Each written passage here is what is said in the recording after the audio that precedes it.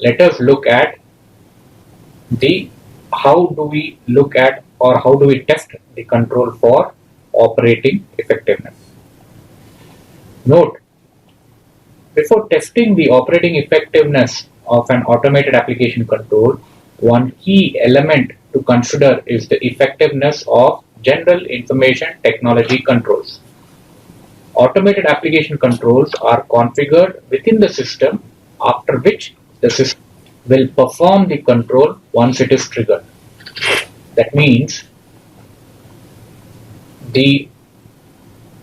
there is a person who is configuring the control within the system. In this example, the salvage percentage, the useful life of the asset, etc. Once this is configured, then the system will perform the control. The auditor needs to determine whether the automated application controls are operating as designed and whether the person operating the control has the required ability and competence to do it. So, there are two aspects to it. One is whether the design has been configured correctly. So, in our previous slides, we have, through an example, performed a walkthrough to understand whether the design is correct or not. So, we checked whether what asset class it is, what is the useful life of the asset, what is the salvage percentage. We calculated outside the system and reconciled it with the figure that is appearing in the system and understood that the system is calculating it correctly.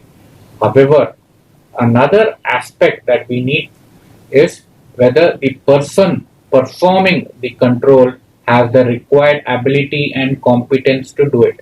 That is why, if you recollect, we had documented that the manager accounts runs the depreciation run or performs the depreciation run as part of his job duties. So, if the person performing a particular control does not have the required ability or does not know how to perform the control, then it is quite possible that there is a design deficiency in that control, because the control might not achieve the objective that the management sets out to achieve. Therefore, we need to test the competence and the ability of the person also while testing the control. Another thing to note is the sample that we used for our walkthrough procedures may be used for testing of the automated application controls also. If you recollect, I had said if the configurable controls are configured appropriately, then since it is an embedded calculation within the system, then if the calculation is performed correctly for one sample, the same system will calculate correctly and appropriately for all samples or for all assets, in this case correctly. So it is quite possible that in certain scenarios one sample is enough to test for both design and operating effectiveness. Again, if you recollect, I had also said if there are various scenarios, for example, cash sale, credit sale, domestic sale, export sale, then for each example or for each process, sub-process, you need to take different samples and to test for design and different samples to test for operating effectiveness. So one sample might not be enough to test sales as a whole. You might have to take different samples to test different ways in which the client is performing a sales entry end to end. We as auditors or as process auditors are checking. In the example also earlier, we check whether the depreciation run is calculated correctly based on the configurations given in the asset master. Now, what that means we are assuming that the configurations are correct and no one has accessed once the configurations are created, no one has accessed the configurations and changed the configurations unauthorizedly or tampered with the configurations unauthorizedly, or even if the changes are made in an authorized manner, then they are approved accordingly. So, how do we know that no unauthorized changes have happened to the configurations? For that, we need to see whether the general information technology controls are designed and operating effectively. Let me take the same example again so that you will understand it clearly. The configuration of useful life, the configuration of salvage percentage, the configuration of asset class. Anybody in the organization should not be able to make the change. A person who is competent should be only allowed to make the change, and even that change should follow a certain approval process within the system. Since it comes under the domain of change management, it falls under the whole umbrella of GITC, that is General Information Technology Controls, and hence the change management. We as auditors, the IT audit team of our audit team, of your audit team, should check whether the change management procedure has been followed. Whether that means what are the changes made, who has approved the changes, why has such change to be made, whether proper explanation given, and even before making the change, was any testing done to see whether if the change is made, whether the system still calculates correctly or not.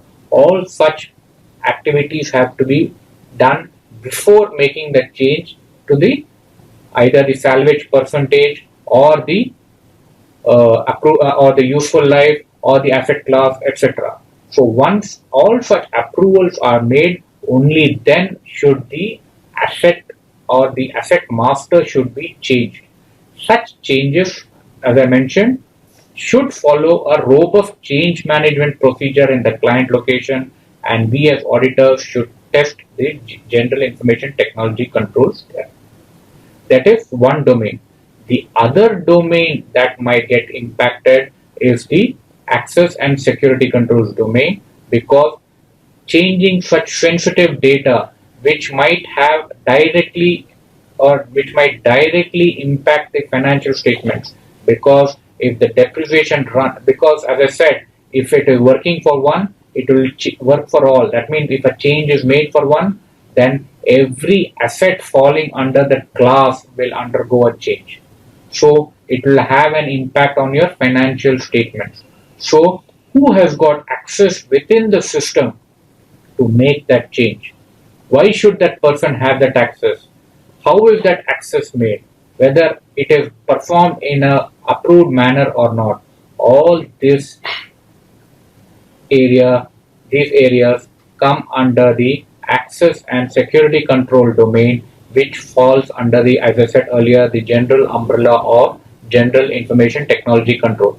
So to make a change even in an asset master, it requires a combination of the, say, a fixed assets team as well as the IT team of the client, because the IT team has to give permission to, or the IT team might not have the permission to make the change. The fixed asset team will have to make the change, but the IT team is responsible for the whole application, and hence they have to provide the access for the fixed assets person to make the change. Similarly, in the audit side, from the audit side, before we go ahead and check the configurable controls, etc., we need to ask the IT team of the auditor to go and check whether the general information technology controls are working robustly or not, whether there are any deficiencies. If there are any deficiencies, will they impact business processes, etc., or will they not impact? Once this is confirm or we get a reasonable assurance on the controls within the general information technology controls, then we can or we should go ahead and test for design and operating effectiveness of a business process automated application control. So, in an operating effectiveness testing, we might end up performing the same procedures that we have done for evaluating the design effectiveness. This is because it is an automated control, and you, as I said earlier, if it happens correctly for one, it will happen for all the assets, or in this example, for all the assets under that class.